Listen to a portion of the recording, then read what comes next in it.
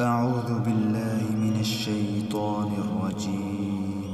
بسم الله الرحمن الرحيم. ألم تر كيف فعل ربك بأصحاب الفيل ألم يجعل كيدهم في تضليل وأرسل عليهم طيرا أبابيل ترميهم بحجارة من سجيل فجعلهم كعصف مأكول لإيلاف قريش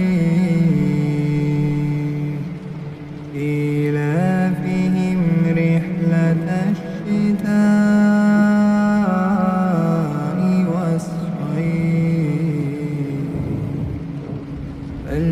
فليعبدوا رب هذا البيت الذي يطعمهم من جوع وآمنهم من خوف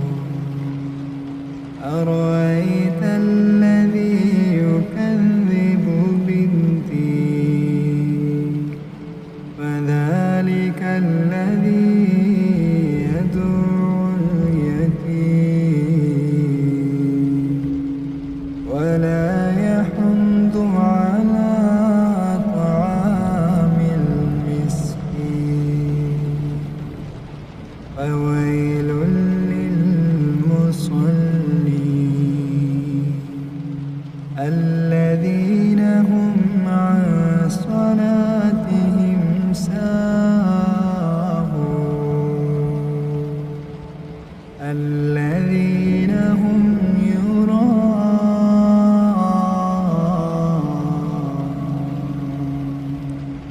ويمنعون الماعون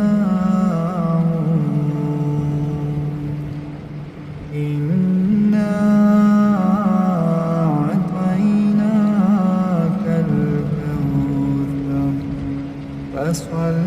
لربك وانحر إن شانئك هو الأبتر قل يا أيها الكافرون لا أعبد ما تعبدون ولا أنتم عابدون ما أعبد ولا أنا عابد ما عبدتم ولا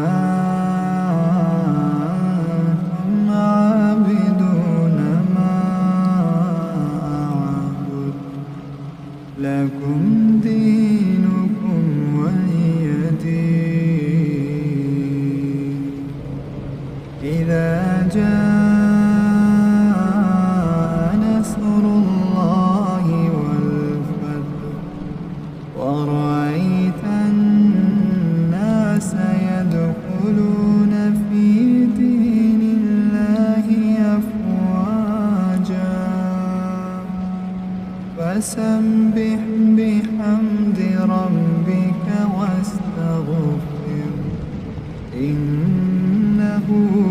كان توابا تبت يدا أبي لهب وتب ما أغنى عنه ماله وما كسب سيصلى نارا